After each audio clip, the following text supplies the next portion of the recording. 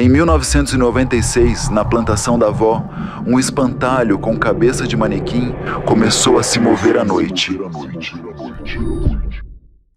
Não vou contar meu nome, só vou contar a história que aconteceu comigo e minha avó.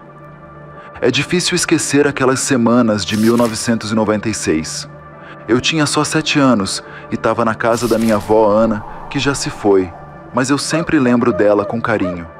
Ela era a pessoa mais verdadeira e cheia de histórias que eu conheci, e esse verão ficou marcado por algo bem esquisito que aconteceu com a gente. Era um calor danado, típico de Minas Gerais.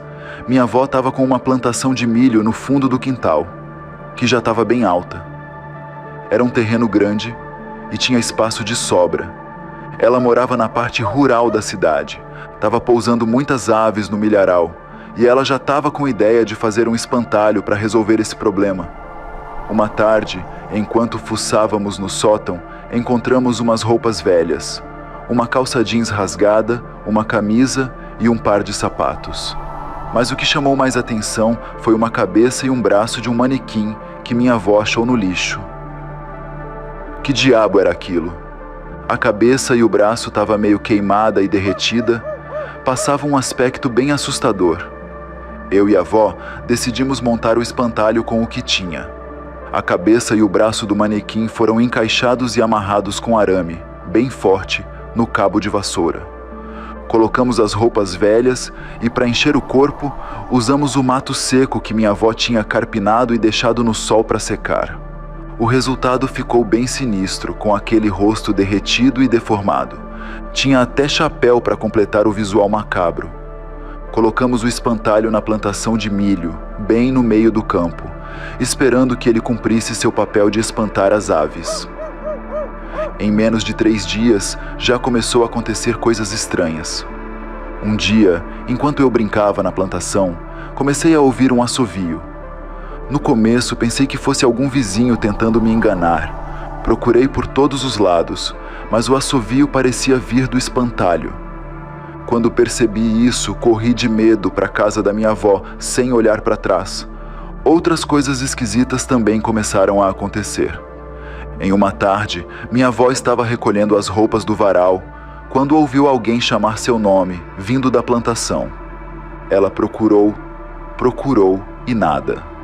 Até perguntou se tinha alguém ali, mas ninguém respondeu. Só tinha o espantalho lá parado, com aquele olhar. A avó estava cada vez mais desconfiada, porque além do assovio, o espantalho parecia mudar de posição à noite. Às vezes parecia estar mais perto da casa, outras vezes mais longe, mas sempre dentro da plantação.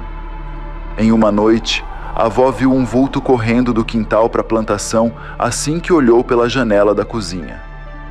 Parecia que alguém estava tentando se esconder, entrando rapidinho no meio do milho. Ela ficou assustada e chamou a polícia, pensando que poderia ser um assaltante querendo roubar milho ou galinhas. E ela até tinha razão, porque já teve um caso de roubo de um andarilho que passou por aqui. Aquelas noites começaram a ser bizarras. Eu já estava com medo do espantalho. Acredito que minha avó também, mas ela não falava. Nessa época estava só eu e ela no sítio. Eu não entendia o que estava acontecendo muito bem, mas sentia que algo estava errado. O espantalho, que no começo parecia apenas uma figura assustadora no campo, começou a ser meu pior pesadelo. Certa noite, depois de um dia cansativo, estava assistindo televisão com a avó quando ouvi um barulho estranho vindo do quintal. Era como se alguém estivesse tentando arrastar algo pesado pela terra. Corri até a janela e ele estava em uma posição diferente. O tronco estava inclinado, com a cabeça do manequim virado para casa. Parecia até que estava vigiando a gente. A avó percebeu minha agitação e veio ver o que estava acontecendo. Quando olhou pela janela, ela franziu a testa, claramente incomodada. "Isso não é normal", ela disse com uma voz grave. "Eu vou dar uma olhada." Ela saiu com um porrete na mão e foi até a plantação. A plantação estava alta, mas quando chegou lá, o espantalho estava de volta na posição original. A vovó tentava manter a calma, mas eu podia ver que ela estava nervosa.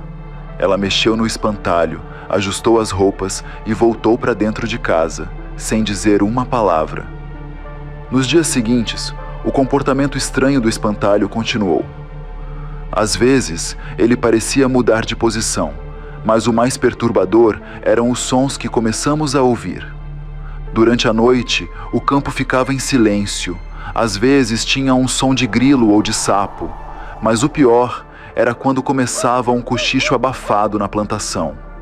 Era como se alguém estivesse resmungando em voz baixa sozinho.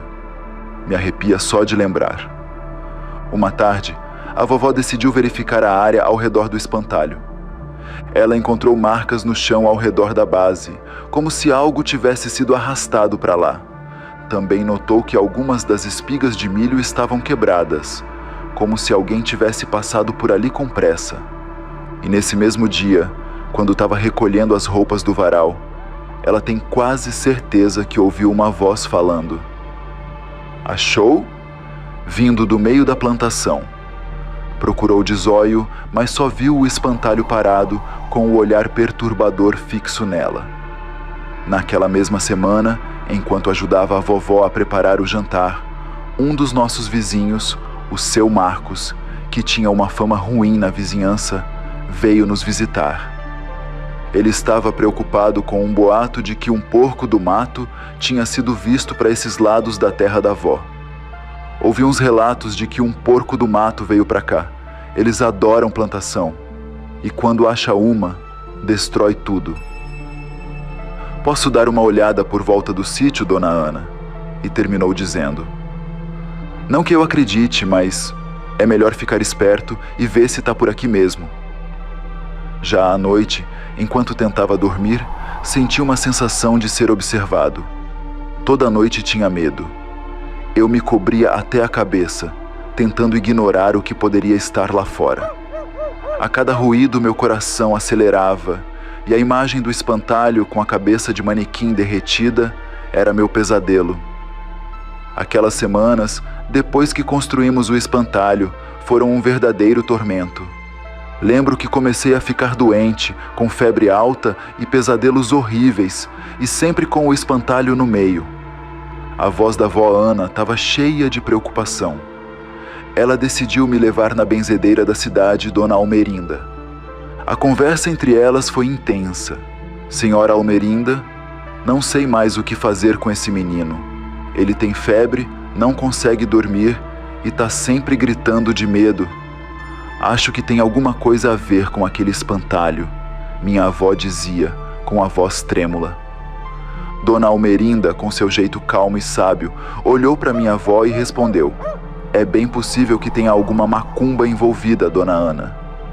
Espantalho em plantação não é coisa simples. Às vezes fazem amarração para atrair maldade. Mas como assim?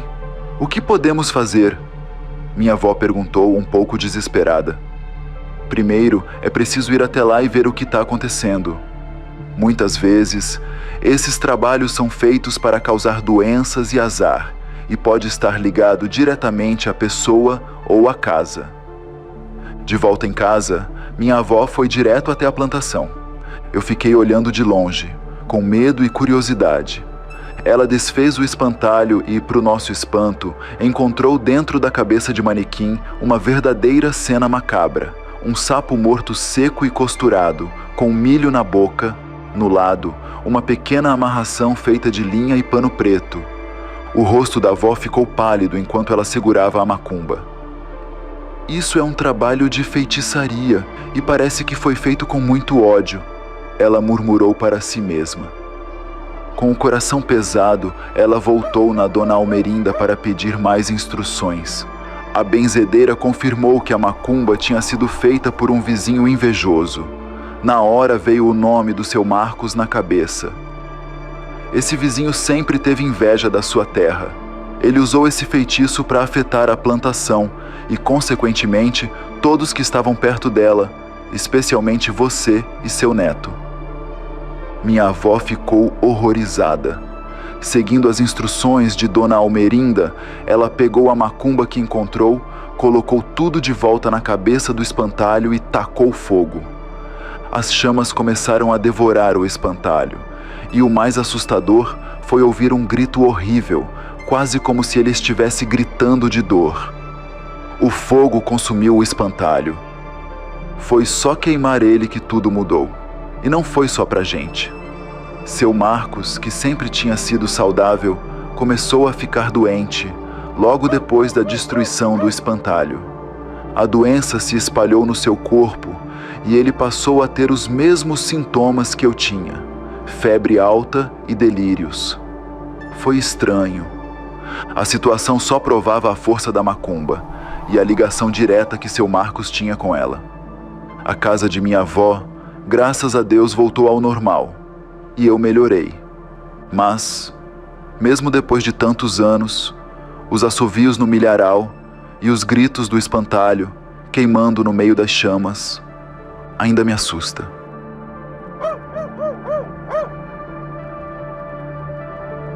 Se este relato atiçou seu fascínio pelo sobrenatural, não perca o próximo mistério.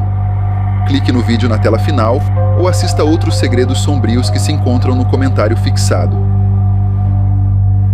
No círculo dos contos a escuridão se revela. Relatos sombrios nas noites e nas trevas.